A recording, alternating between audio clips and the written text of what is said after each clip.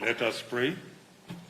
Almighty God, we beseech you to behold with your abundant favor and blessings as your servants whom you have been pleased to call to these leadership positions in this republic. We seek guidance to treat and consider all matters that shall come under our deliberation in so just and faithful a manner as to enhance the peace, prosperity, and welfare of our country and of those whose interests you have committed to our church. Amen.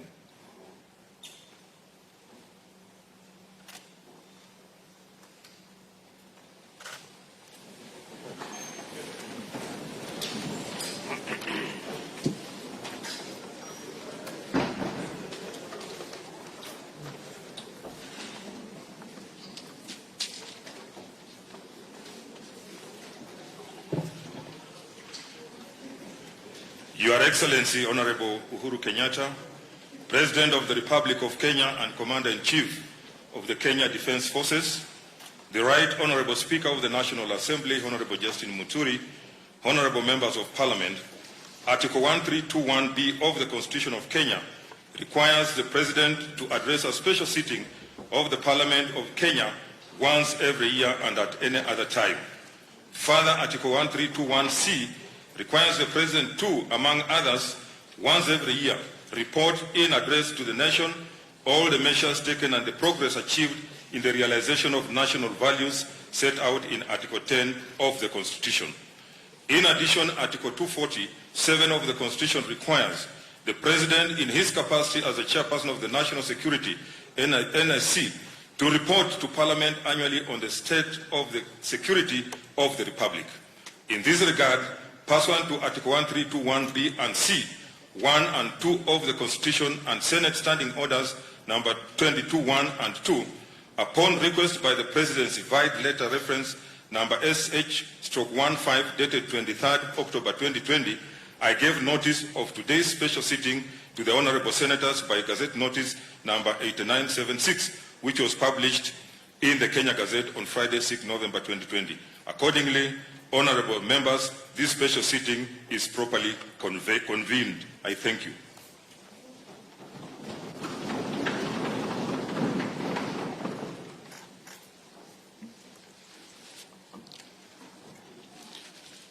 Your Excellency, the Honorable Uhuru Kenyatta, CGH, President of the Republic of Kenya and Commander-in-Chief of Kenya Defense Forces, Right Honorable Speaker of the Senate, Ken Saka, Honorable Members of Parliament,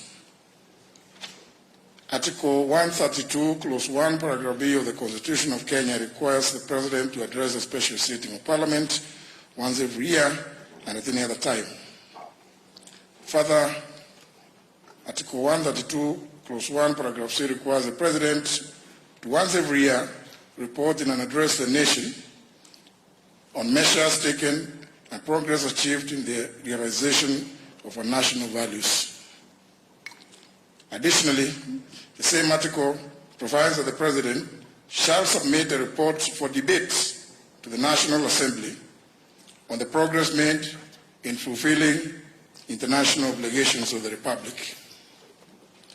In this regard, and pursuant to the same article, paragraphs B, C, Romans 1, 2, and 3 of the Constitution and the provisions of Standing Order number 22 of the National Assembly Standing Orders, by Gazette Notice number 8975, which was published in the Kenya Gazette on 6th of November 2020, I gave notice of this special sitting to the members of the National Assembly. Accordingly, honourable members, this special sitting is properly convened.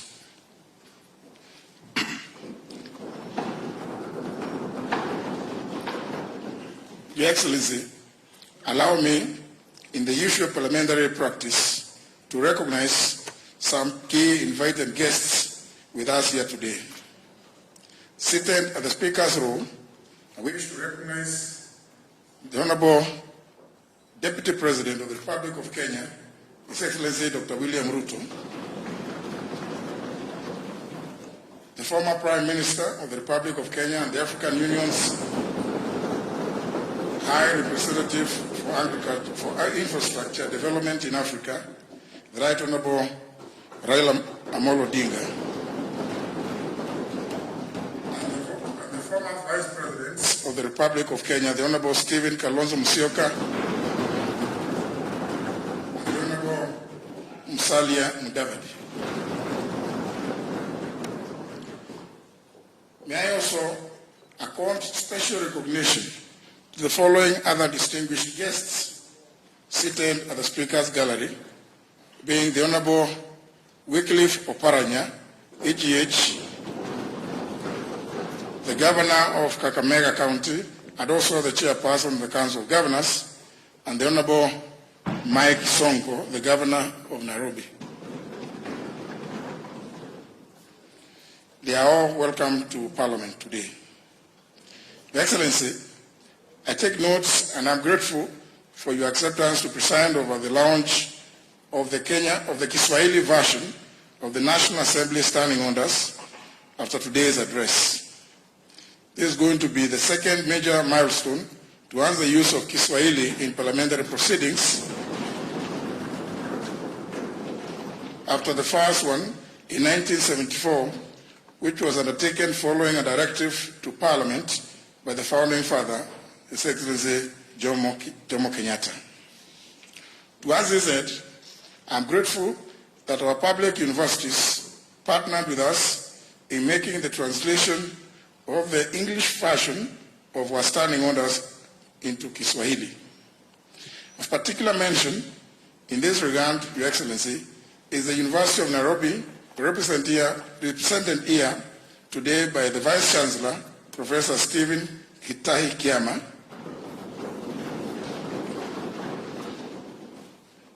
and Kenyatta University, represented by the Vice Chancellor, Professor Paul Wainaina, and Moi University, represented today by the Vice Chancellor, Professor Isaac Kosgei. I acknowledge their presence. Your Excellency, accompanying the Vice Chancellors are the following Kiswahili experts who deserve special mention because they worked directly with the National Assembly team to make possible the translation of our standing orders to Kiswahili. They are Professor Mwangi Irihe,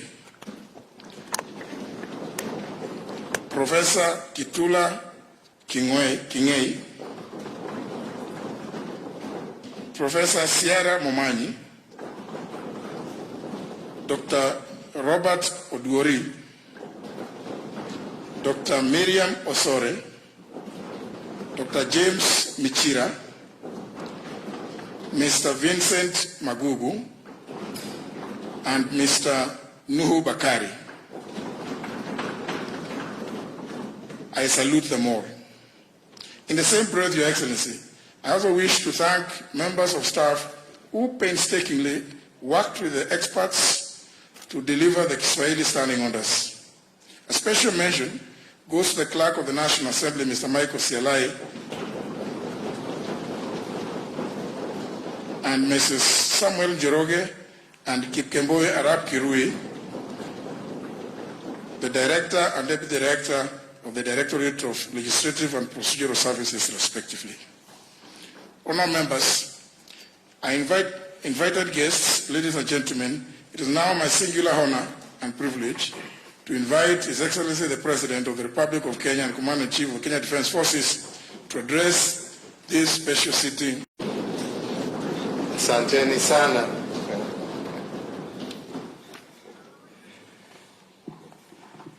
The speakers, or the Speaker of the National Assembly, the Speaker of the Senate, honorable members of Parliament, and all our distinguished guests, fellow Kenyans, it is my great pleasure today to join you as I report to the people of Kenya on the state of our nation. Indeed, I return to this esteemed chamber to deliver my 7th State of the Nation address in a house that I had the privilege for serving in for 11 years. 5 years on the opposition benches as the leader of the official opposition, and 6 years as a cabinet minister. Indeed, my mixed bag of fortunes while in this House affirms the possibility of our nation. Mr. Speaker and honorable members, as a reminder of our sacred duty to our beloved nation and in renewal of our solemn pledge to God and to one another, let us reflect on the following words. O God of all creation, bless this our land and nation. Justice be our shield and defender. May we dwell in unity, peace and liberty, and plenty be found within our borders. May the words of our national anthem inspire all of us to serve faithfully and with hearts filled with thanksgiving. Mr. Speaker, today as I deliver the State of the Nation address, I will also report on measures taken and the progress achieved in the realization of our national values in line with Article 132 of our Constitution. And finally, I will submit to the National Assembly a report on the progress made in fulfilling the international obligations of our Republic, as well as a report on the state of our national security. Mr. Speakers, I wish from the onset to assure you that the state of our nation is strong, resilient, and brimming with the promise of an even brighter tomorrow. I deliver this State of the Nation address in the midst of extraordinary global, economic, social, and health disruptions which have not spared us. These disruptions necessitated the rescheduling of this address for about 6 months. So before I embark on that solemn constitutional duty, I note with satisfaction the critical role Parliament has continued to play in facilitating and driving the realization of our national vision by appropriating resources and by oversighting the executive at both levels, the judiciary of our Republic. I particularly commend both houses for your superlative support for the measures sought by the executive with regard to the national emergency response to the coronavirus pandemic and for approval of all statutory instruments issued under the Public Health Act and the Public Order Act as part of the containment measures rolled out to stem the spread of this deadly disease. I also convey my gratitude to the National Assembly for the expeditious consideration of my nominees to various state offices, including ambassadors, high commissioners, and permanent representatives to Kenya's missions abroad. And I note with appreciation that our latest state nominee, being our nation's inaugural data commissioner, was also duly considered by the House. Asanteni sana. Mr. Speaker, sir, I am pleased to confirm to this House that the rollout of the unique personal identification number, Huduma number, with all its attendant benefits, is now fully on course. We are desirous of accelerating the implementation of our national transformative agenda. In this regard, I urge Parliament to prioritize the consideration of various seminal bills that are pending before the legislature, such as the National Aviation Management Bill, which once enacted will anchor the turnaround of the pride of Africa, our national carrier, Kenya Airways. Also before the House is the Statute Law Miscellaneous Amendments Bill, the Business Amendment Bill number 2 of 2020, and the proposed legislation on the administration of referenda and on enhancing governance and on deepening our anti-corruption efforts. Honourable members,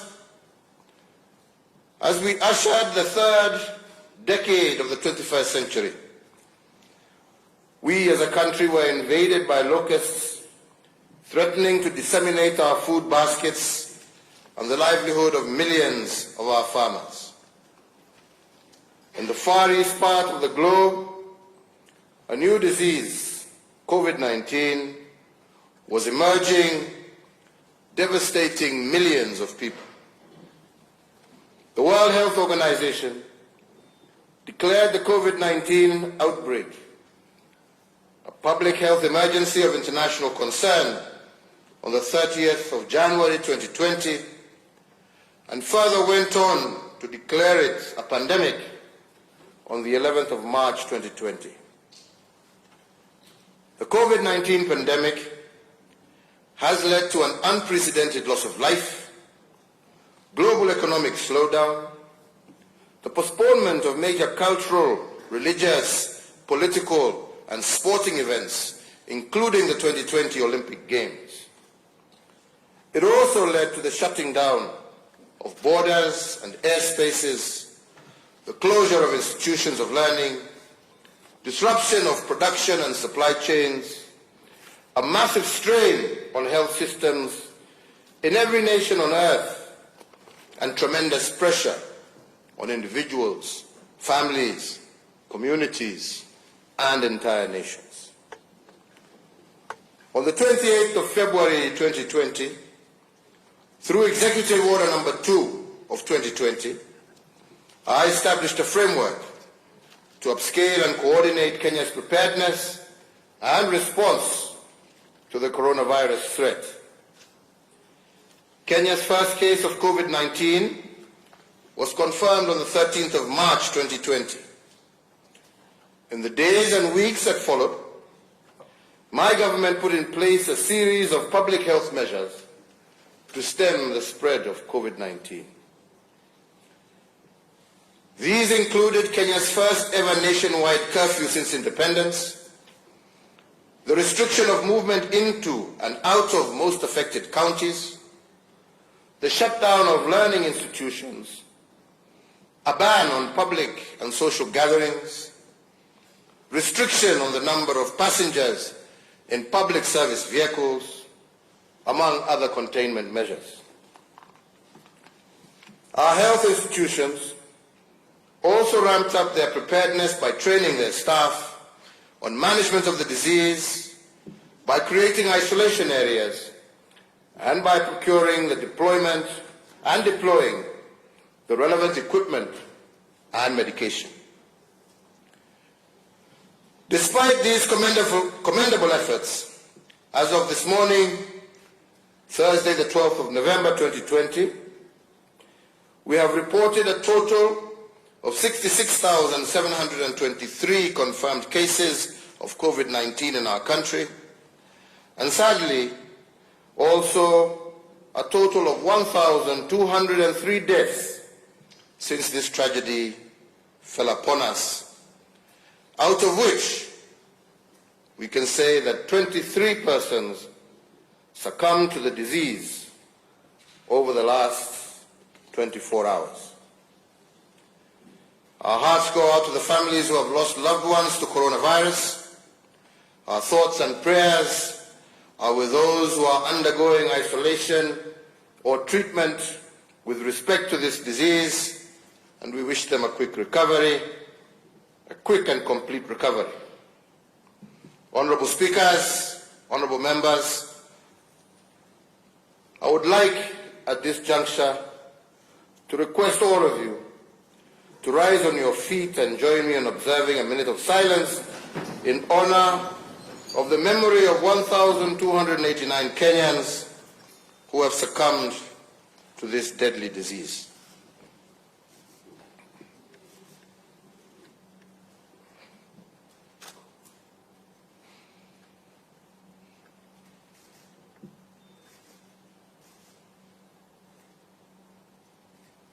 I thank you. Honorable Speakers,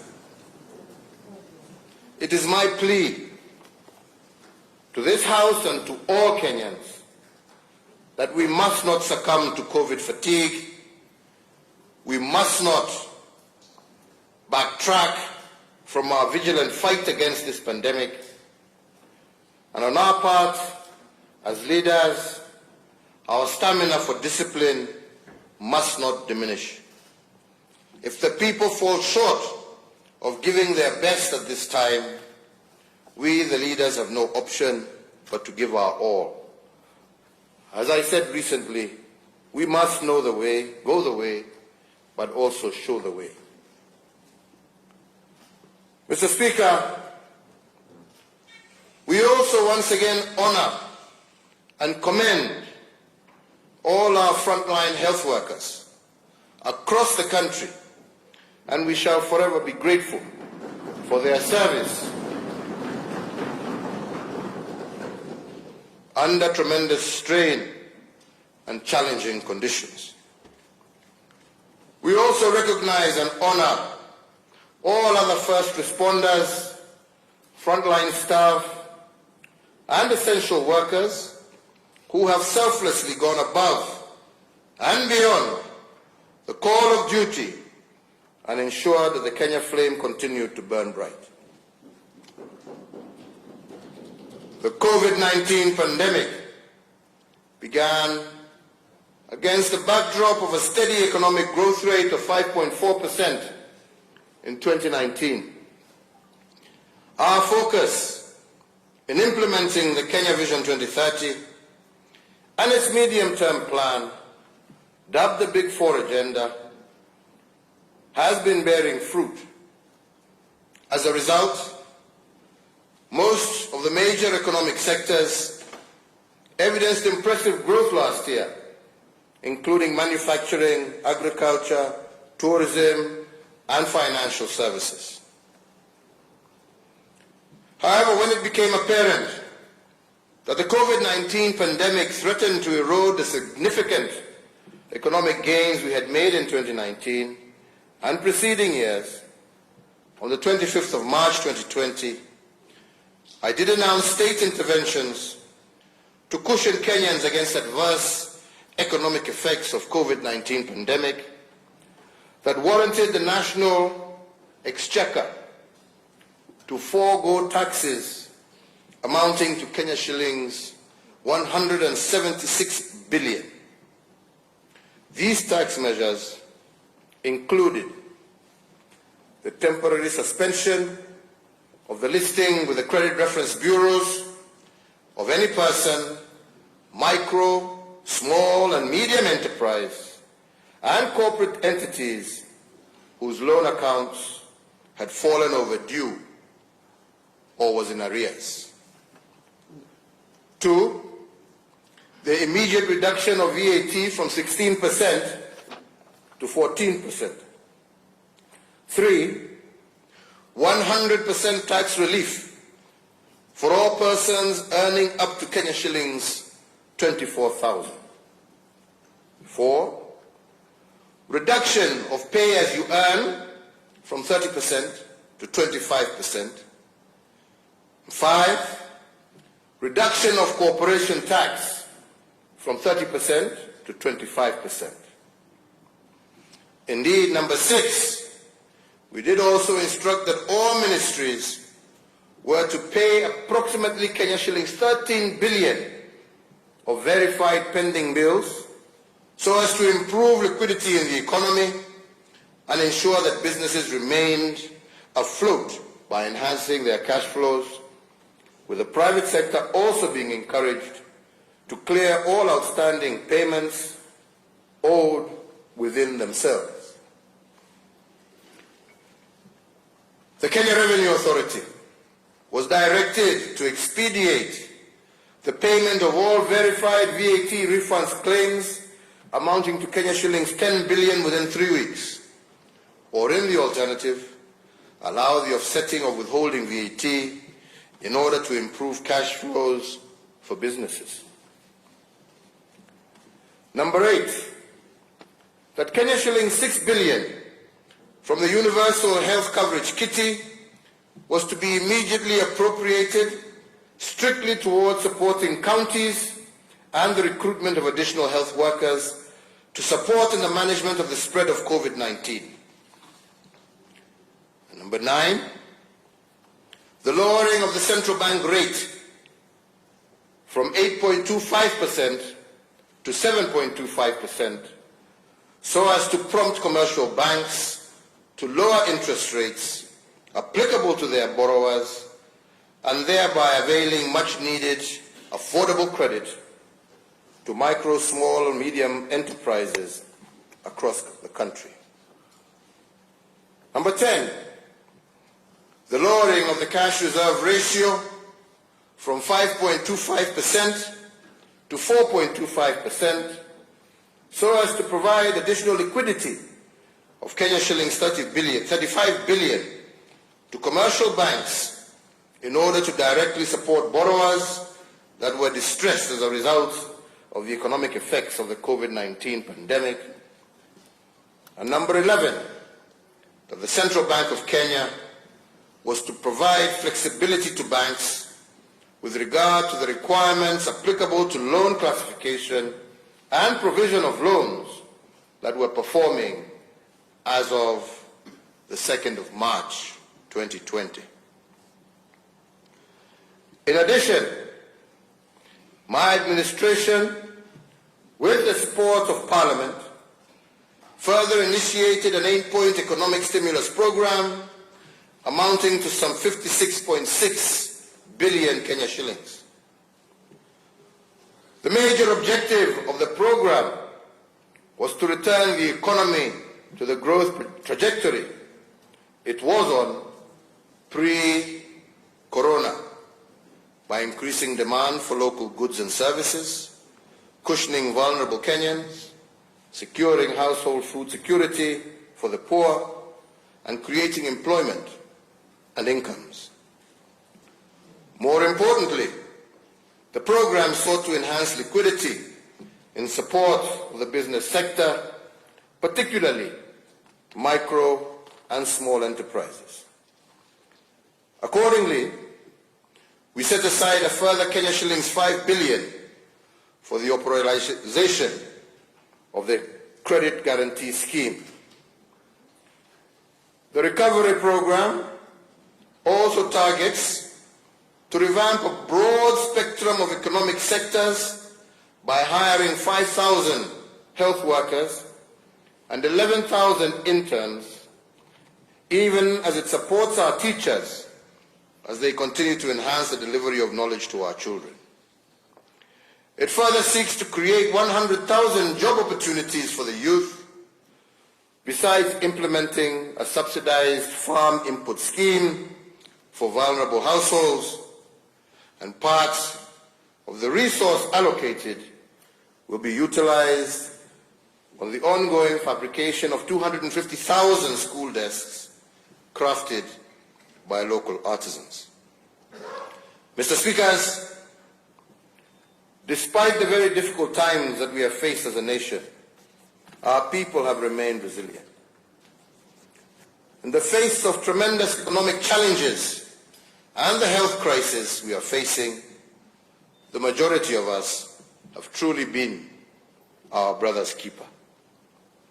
Not only have we stood with our family members and friends going through hard times, we have also acted responsibly by following the laid down public health directive. But fellow Kenyans, we are yet to get out of the woods, and so I urge all Kenyans to keep doing that which is honorable and right. As a nation, we will overcome and thereafter soar to even greater heights. Mr. Speaker, the COVID-19 pandemic has brought to the fore the urgent need for us to upscale our implementation of the universal health coverage pillar of our Big Four, which pillar seeks to eradicate the poverty of dignity and transition our nation into an era where no Kenyan should be forced to sell their land in order to settle their medical bills, or be forced to make a choice between buying much-needed medicine and using money to feed their children. An impossible choice. Last year, I informed Parliament that the national government, in partnership with the county governments, was piloting the universal healthcare program in the counties of Nyeri, Machakos, Kisumu, and Isiolo, in preparation for a rollout nationwide. I am pleased today to report that the pilot program for universal healthcare was successfully implemented, and out of it, we have isolated critical learning points that have informed enhancements to my administration's health policy priorities going forward. As we inch closer to the national rollout of the universal health coverage, I also, a fortnight ago in Mombasa, launched the biometric registration for the universal health coverage scheme. Similarly, my administration is instituting far-reaching reforms of NHIF as it perfects the medical insurance scheme. Honourable Members of Parliament, it is notable too that there has been a phenomenal increase in mental illness across the country and indeed around the world, which has caused serious national distress and anguish in our families. As a government that cares, I have established an office in the Ministry of Health with the full responsibility of spearheading our national response to this latest disruption to our social order and our nation's wellness. To institutionalize this initiative, I have issued an executive order establishing an ultra-modern national mental health hospital and also elevated Mathare National Teaching Referral Hospital as a semi-autonomous specialized hospital, and I shall be looking to this House to support in the funding of this facility. The East Africa's premier mental health facility will be established to offer training, research in psychiatry, specialized psychiatric services, forensic psychiatric services, child and adolescent mental services, and substance abuse related and addictive disorders treatment and rehabilitation services. Challenges to our public health notwithstanding, I am confident that in partnership with the county governments, we are on course to realize the aspirations that we have of universal health coverage for all.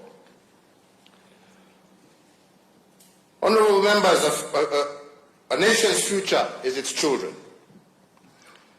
As custodians of and trustees for future generations, it is our duty to protect, nurture, and mold our young children into responsible citizens. Our children embody the only true guarantee of continuity of this project that we call Kenya. To this end, my administration continues to institute far-reaching reforms within our education sector. And in January last year, we successfully completed the rollout of the competency-based curriculum, an exercise which, while notwithstanding its challenges, is one that has nevertheless been fully embraced by all stakeholders in the education sector. As at the end of 2019 calendar year, we had been able to achieve a textbook to pupil ratio of 1:1 for grades 1 to 3. I assure this distinguished sitting that the journey to replace the 844 system with a new fit-for-purpose curricula is well underway, and refinements are being undertaken in the course of implementation. Honorable members, as a parent and also as a grandparent, I share in the pain and frustration of most parents in having our children home for nearly an entire year. However, as a responsible government, we put the health and safety of the children as the paramount consideration. The gradual and phased reopening of schools that began with the examination classes is being carefully monitored at all levels so as to ensure that our young Kenyans are safe and secure as they continue preparing for their national examinations. The Ministry of Education will, within 14 days of the date hereof, announce the 2021 academic calendar, with all other classes expected to resume learning in January of 2021. Still on the subject of our basic education, I made a commitment to the nation during my last State of the Nation address that no child should be left behind, meaning that no child be denied their right to access education. I am pleased to report to this House that for the second year we have been able to achieve a transition rate of 100% from primary to secondary schools. And even as we prepare to reopen schools, I once again reiterate that no child will be left behind, even those who unfortunately have transitioned into being young parents. Honorable Speaker, we must say that in the face of these undoubtedly impressive gains, we must guard against resting on our laurels. The next frontier in the quest to providing education for all is to improve our education in Kenya by enhancing quality of education, both in terms of physical structure as well as content. It is evident that our public day and boarding secondary school infrastructure is overstretched.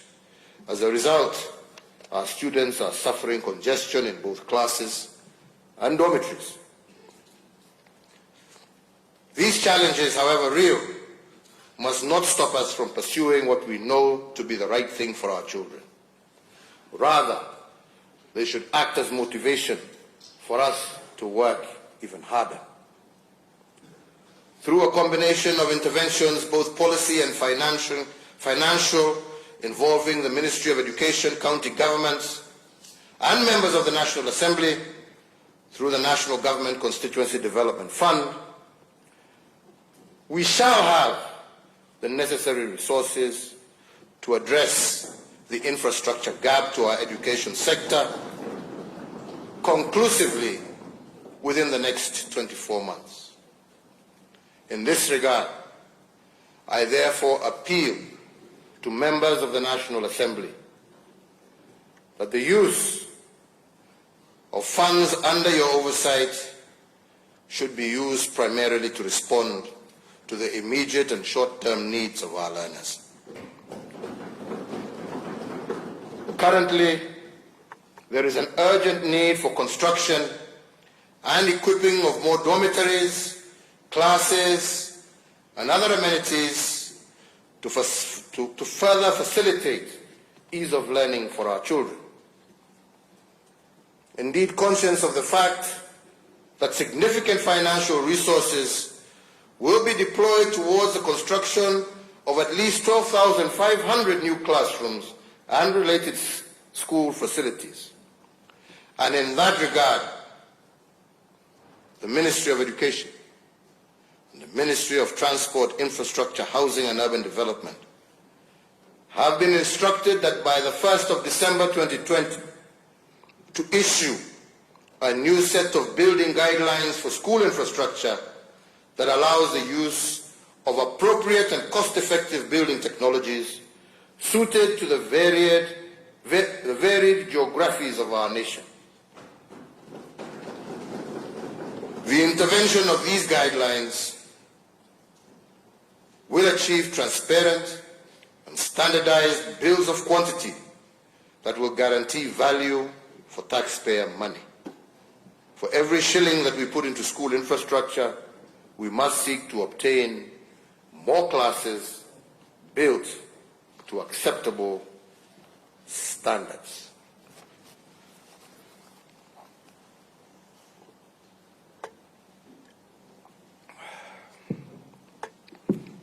Fellow Kenyans, honorable members, Mr. Speakers, on the state of our economic development at Article 132, read with Article 10 of our Constitution, I am required to report to Parliament on a wide array of economic, social, and relational achievements. I call the sum total of these achievements our economic development. Honourable members, economic development is not about intentions and activities. It is about results. It is not about the volume of what we did. It is about the impact of what we achieved. In other words, economic development is the measure of the tangible, positive transformation of the well-being and the quality of life of our people. During this year's reporting, I will focus on 4 areas of primary thrust and situate the 4 areas within the broad framework of the Big Four. And I must mention at the onset that the Big Four is not a project as many think of it.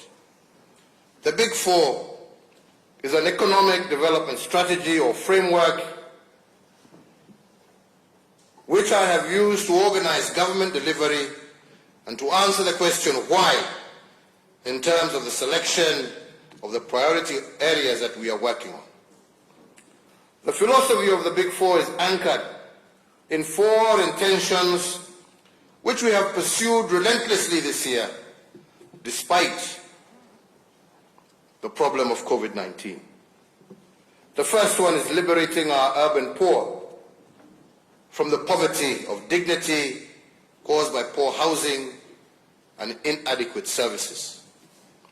The second is transitioning our young people from being earners of wages to owners of capital. And the third is building a holistic base of human capital that is food secure and health assured. And the fourth is jump-starting the shift from being a country of net consumption to one of production. And this has been our why for the Big Four during this difficult year. Let me begin my report to you by discussing the poverty of dignity visited upon our urban poor.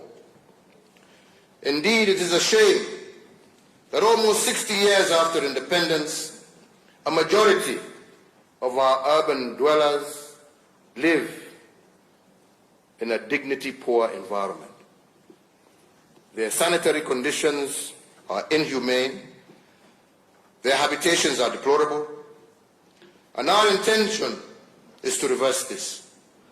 And the Nairobi Metropolitan Service is pilot project that has been successful in rolling back the frontiers of this urban indignity. The other intervention we have engaged in is that of affordable housing under the Big Four. And my administration's pilot project at Park Road, Nairobi, is the first beacon on this journey that was delivered ahead of schedule and within budget. We have also concluded the successful incorporation and capitalization of the Kenya Mortgage Refinance Corporation. This corporation will improve mortgage affordability, increase the number of qualifying borrowers, and result in the expansion of the primary mortgage market and home ownership in Kenya, while also deepening the capital markets through large-scale, medium to long-time refinance options. I would also like to report that there are also ongoing reforms in the land sector to improve access to land as a factor of development. Towards further promoting and sustaining Kenya's national development, the National Land Titling Program continues apace. During my administration and over the last 7 years, 4.5 million new titles have been issued since 2013, as compared to 6 million titles issued from 1963 to the year 2013. These are not mere abstract statistics, honorable members. They represent very real gains from wananchi and the resolution also of long-standing historical land injustices. For example, just last week in Samburu County, only 2,000 group ranches were titled by the preceding administrations. But up to early this month, my government has issued over 10,000 new titles in Samburu County, and by January of next year, we are on course to have issued a further 15,000 title deeds. Honorable members,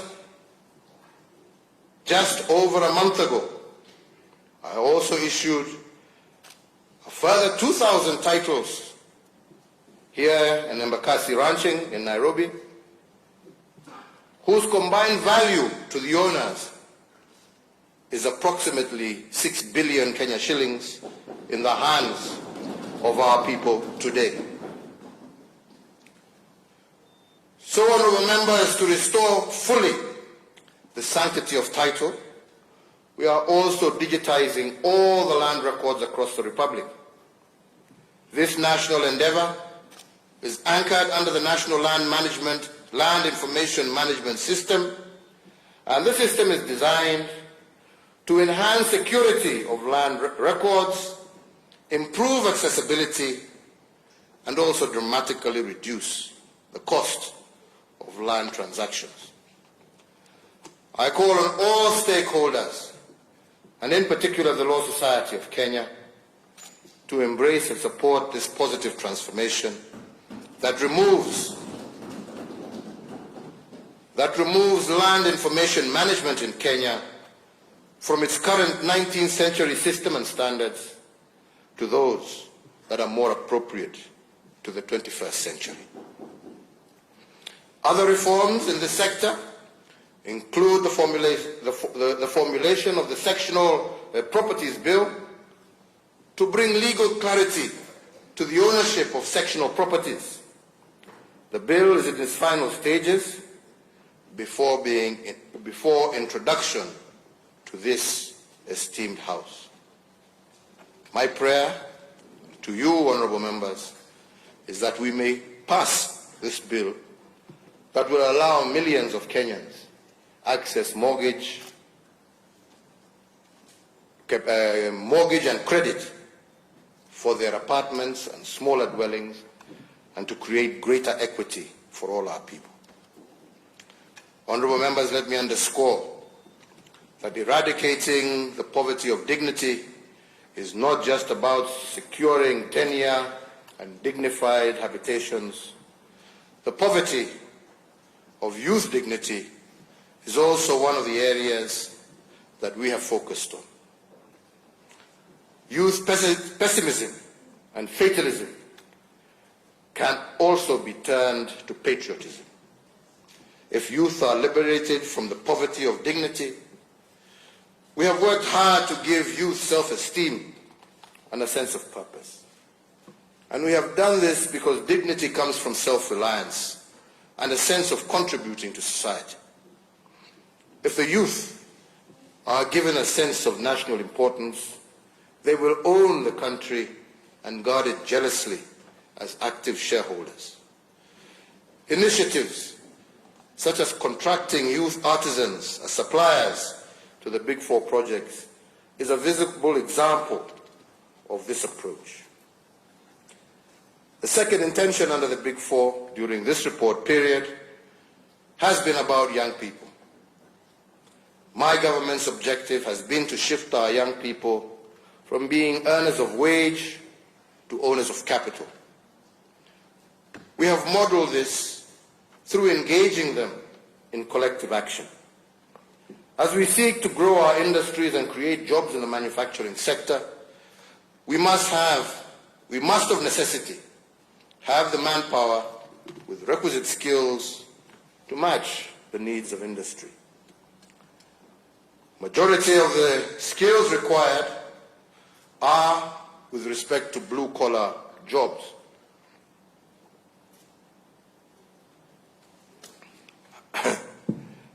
To blue-collar jobs that need young men and women who understand the basics of the digital economy and who have the capacity to deploy both knowledge and ingenuity as they seek to solve practical problems.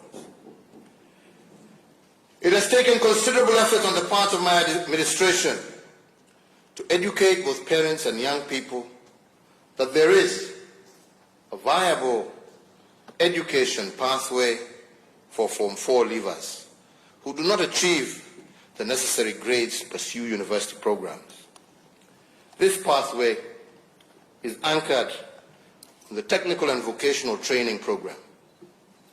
Today I'm proud to report that we have so far enrolled 430,598 students in 182 technical and vocational training colleges across the country.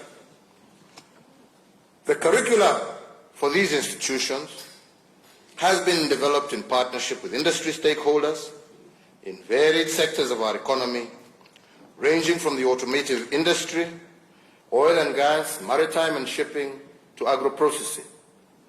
We are also collaborating closely with technology partners to develop curricula for basic digital skills to allow our young people to take advantage of opportunities within the digital economy. Indeed, barely a month ago, I launched a border scheme meant to bring together 1.4 million riders in that sector who actively support 5.2 million families across the country. What I told them was that in aggregate, these riders make a total of Kenya shillings 357 billion every year, which is more than the total disbursements that we make to 47 counties through the National Exchequer, which presently stands at Kenya shillings 316 billion annually. And what I told them with these statistics in mind, it is clear that border riders can come together and become owners of capital and holders of major investments. We are encouraging them to engage in saving schemes and to work together in order to create a capital base that will enable them to own petrol stations, border assembly factories, and other investments that can transform their lives. Shifting our youth to become owners of capital also requires us to develop productive capabilities that move from the rudimentary to the complex operations. This is partly why we have revived Rivertex as a producer of textiles and a consumer of locally produced cotton. This is in line with the agricultural transformation strategy that obliges the growth of new strains of biotechnical cotton as a key area of opportunity for Kenyan farmers. The manufacturing pillar of the Big Four also aims to provide training ground for our young people to acquire skills and to replicate these in light industries. The third intention under the Big Four during this reporting period has been to develop a holistic human capital base. Our intention here has been to expand our health infrastructure and to guarantee that the individual is free from want and free from fear.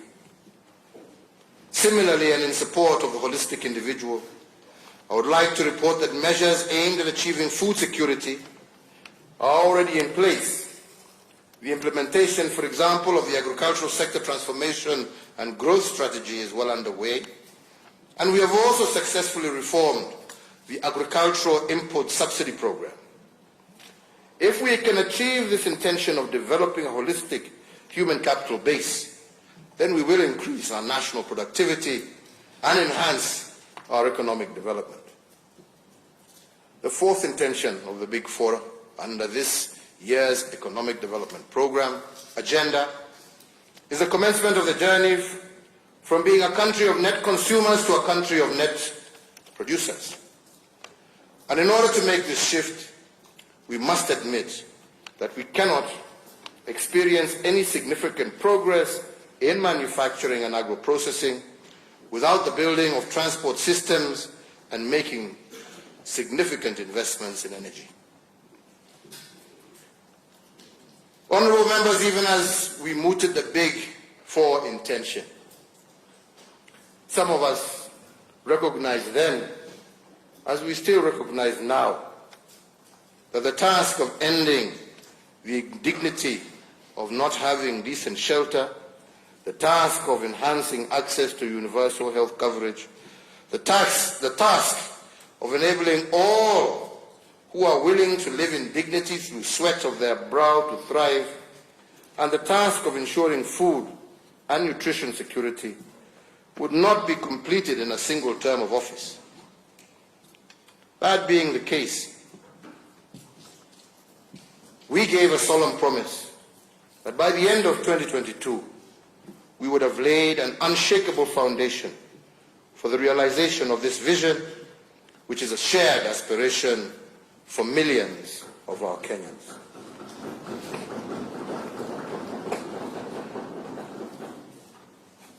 As an enabler to the Big Four agenda, my government will continue to roll out seminal programs in response to the needs of businesses, both large and small. We are continuously enhancing the ease of doing business and creating an enabling environment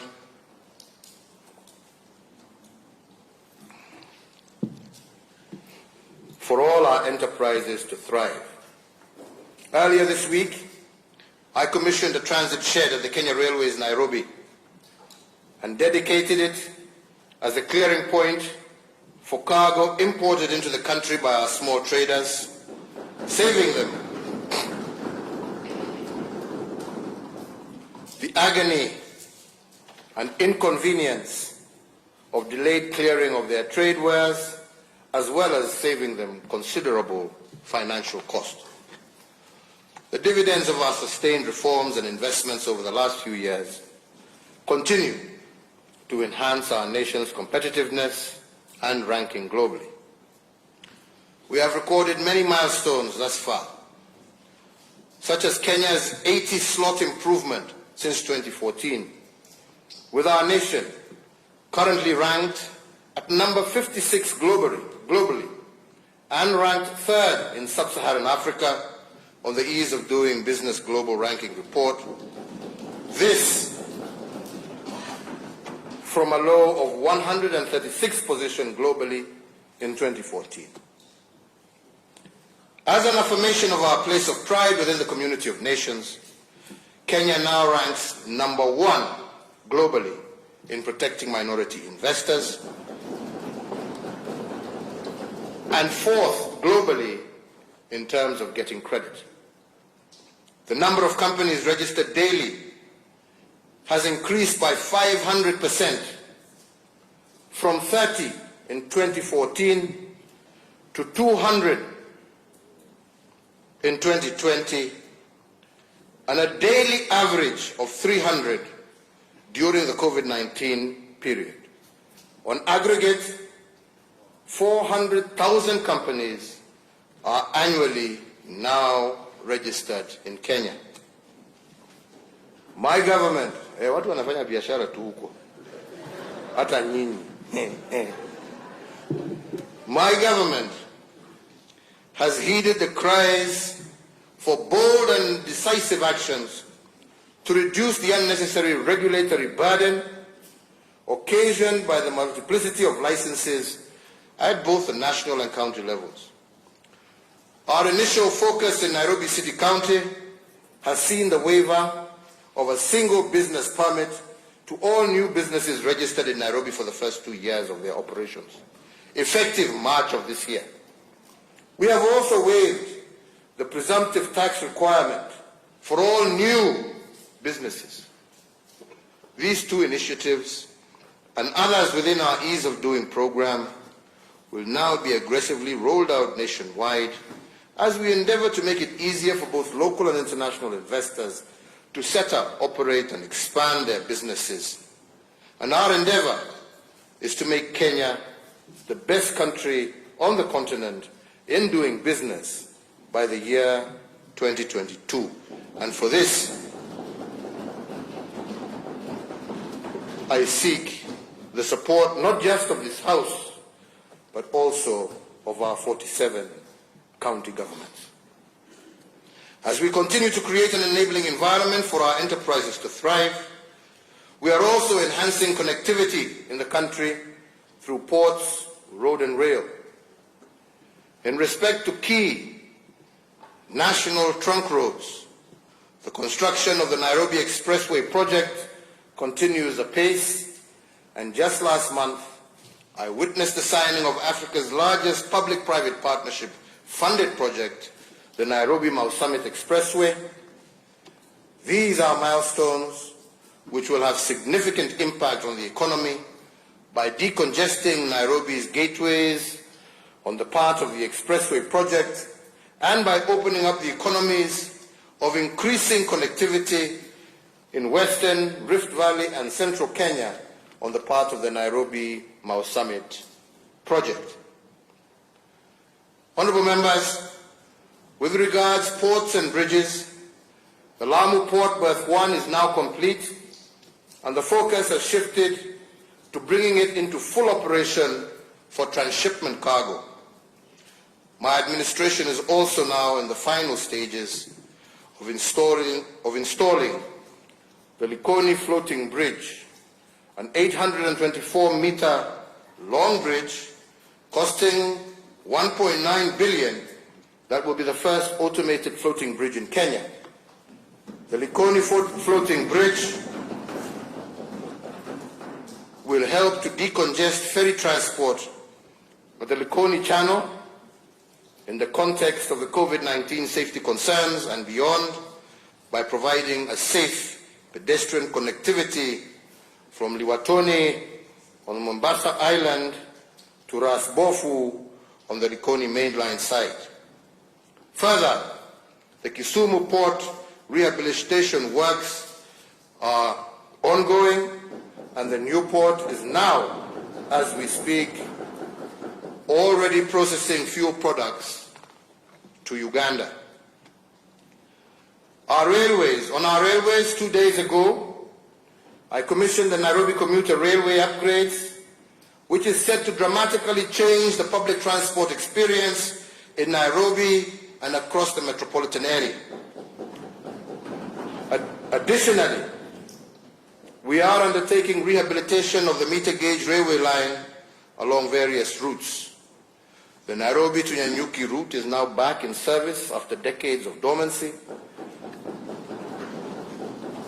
with the Naivasha to Kisumu and Naivasha to Malaba route currently ongoing, an overhaul under a multi-agency team coordinated by the Kenya Defence Forces. With regard to the energy sector, the last mile connectivity program crossed the 7.2 million household connections mark that the country is proceeding well towards our aspiration of 100% universal electricity access by 2022. We have also completed a national geospatial mapping exercise that has allowed us to catalogue the wealth of our natural resources. It will also enable us to improve the management and use of land, the essential but finite resource that we share as a nation. To protect all these undertakings, honourable members, I am required to submit a report on the state of our national security pursuant to Article 240 of our Constitution. Honourable members, the state of our national security is strong. Our homeland is secure from the varied threats against it. For this, and on behalf of all Kenyans, and as the Commander-in-Chief, I give thanks and praise to the brave men and women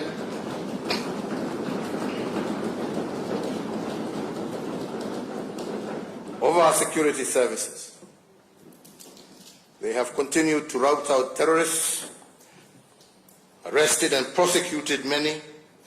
Their plots are detected and disrupted before they can cause serious harm to more innocent Kenyans. The war against crime and criminality continues apace, driven by the National Police Service that continues to undertake technological, human resource and skills development to better service Kenyans. And while we celebrate the state of our national security, we must also recognize that our region is increasingly unstable.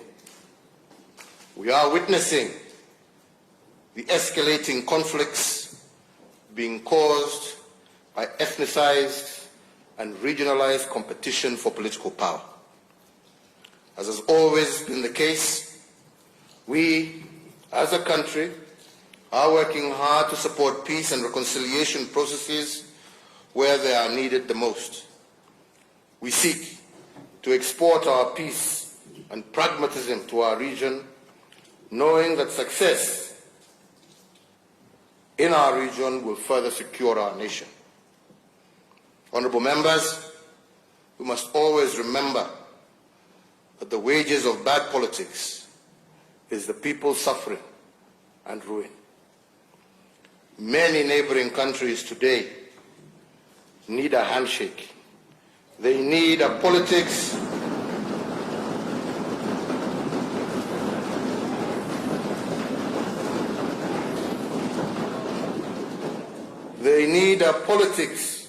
in which competition is not turned into enmity and war.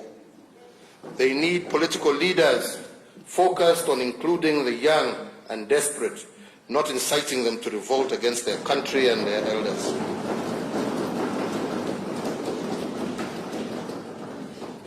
We have learned as Kenyans that elections alone cannot bring peace and unity to a divided people. For that, leaders must reach out to each other and build bridges over turbulent waters to allow the people to cross into safety and prosperity.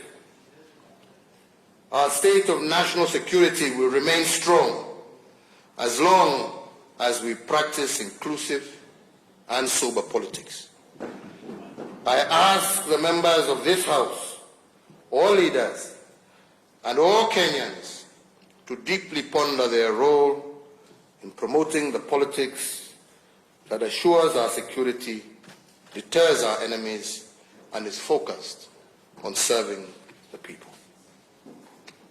My administration is also implementing the following reforms in the security sector: the expansion of the National Police Service Control and Command Center for Surveillance and Communication, the successful launch of the Digital Occurrence Book Pilot Project, and in addition, I recently and very proudly unveiled the National Security Innovations exhibition at the Kenya Wildlife Service Law Enforcement Academy in Manyani in Taita Taveta County. This was a youth-driven, innovative project aimed at leveraging on technologies to address problems facing citizens, from cybersecurity, crime, revenue collection, gateways, social media communication, to geospatial mapping and resource consolidation, and even the manufacture of small arms. My government recognizes the important role played by ICT and innovation in overall national development. Information communication technology has greatly improved access to government services and enabled Kenyan youth access job opportunities outside Kenya. To ensure that Kenyans continue to enjoy these benefits, my administration has increased access to ICT infrastructure and connectivity through the rollout of the basic voice infrastructure in 67 sub-county locations in all unserved areas.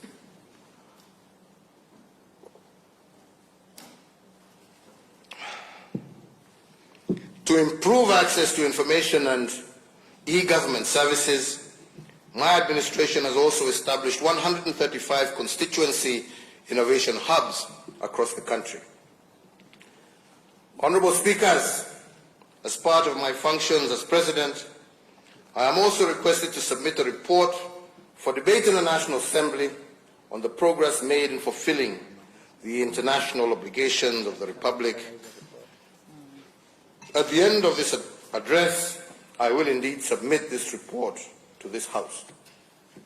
However, some of the key achievements of that report are worth mentioning in this State of the Nation address. As we relentlessly pursue our national development agenda, we remain alive to the fact that as a respected member of the community of nations, we have obligations on the regional, continental, and global stages. We are also acutely aware that the modern world is one where a myriad of transnational, traditional as well as emerging security and ecological challenges pose grave threats to national security and development within our own borders. That said, we also do not lose sight of the tremendous opportunities available regionally, continentally, and globally for Kenya to deepen our shared prosperity. The East African community remains Kenya's foremost trade and investment priority, and we want to see even a further deepening of the integration processes within the EAC.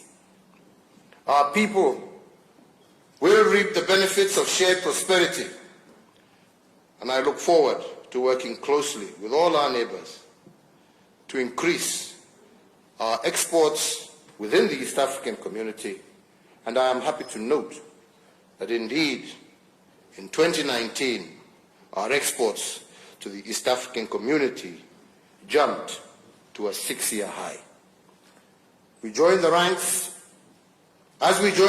with our brothers within the African continent, in March of 2018, Kenya and Ghana were the first countries to not only sign but also to ratify the landmark agreement creating the African Continental Free Trade Area.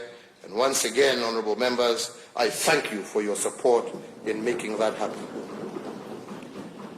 This agreement brings the 54 African nations under one common market with a population of 1.2 billion and a combined gross domestic product of more than $3 trillion US. Indeed, as a champion of Africa's integration, I am elated that this agreement has officially entered into force and became operational on the 1st of July of this year. Honourable members, Kenya is also enjoying greater diplomatic goodwill and a deeper international friendship than at any other time in our history. We are engaging with the United Kingdom to evolve an arrangement that will guarantee us continued access to the United Kingdom market following their exit from the European Union. Similarly, we are proactively consulting with the United States of America for a solution that will ensure Kenya has continued access to the United States market beyond 2025, when the Africa Growth and Opportunity Act comes to an end without the need for the PAC's further renewal. Apart from deepening our cooperation with our traditional partners, we have also sought to unveil new frontiers for mutually beneficial cooperation with countries in Eastern Europe, the Asia-Pacific region, as well as the Caribbean. I am pleased to report to this House that last year Kenya assumed the presidency of the Organization of African and Caribbean and Pacific States for the period of 2019 to 2023. Based on our strong conviction that we should leverage on our rich experience and leadership to articulate Africa's issue in the global arena, we offered also our candidature for the non-permanent seat at the United Nations Security Council for the period 2021-2022. We obtained the overwhelming endorsement by the African Union, which was reaffirmed during the 33rd Ordinary Session of the Assembly of Heads of State and Government that took place in Addis Ababa in February of 2020. And I am pleased to report that when elections were held in June this year, Kenya was elected as a non-permanent member of the UN Security Council for that period of 2021-2022. Being a member of the most influential body of the United Nations gives Kenya an opportunity to play a more significant role in the pursuit of peace and security. And I wish to thank the African Union for its support, as well as the many friendly nations across the world who voted for us, for this is indeed a big win for Kenya and Africa. Honourable members, I will conclude my remarks today by touching on the deliberate steps that we have taken to place Kenya on a path to a greater national unity, inclusivity, peace, and reconciliation. In March of 2018, the former Prime Minister, the Right Honourable Raila Amolo Odinga, and I launched the Building Bridges to a New Kenyan Nation initiative.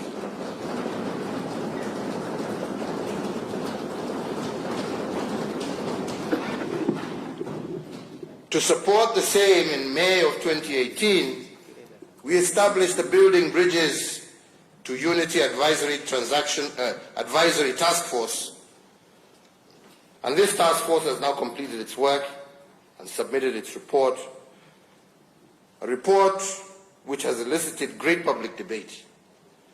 The report extensively evaluates our national challenges and makes robust and comprehensive practical recommendations to address them. Indeed, as we progress to the next phase of this, I urge all Kenyans to constructively consider the recommendations therein.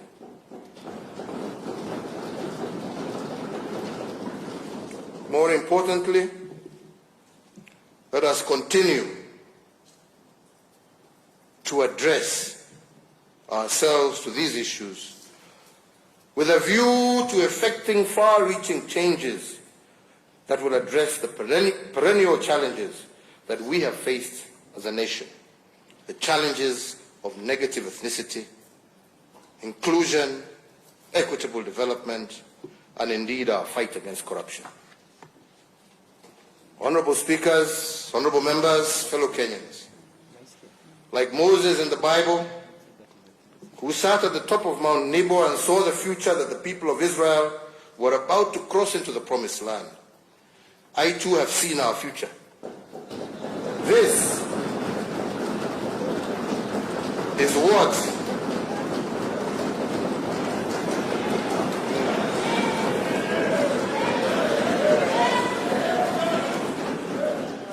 fellow Kenyans, is what our future looks like. A Kenya where no one will ascend to a high public office on account of their tribe. A Kenya where no capable person will wallow in poverty because of poor governance. A Kenya where our potential as a people will be exploited for the greatness of our nation. A Kenya where we will all share equitably in this prosperity of our nation. I believe our future is bright. I believe the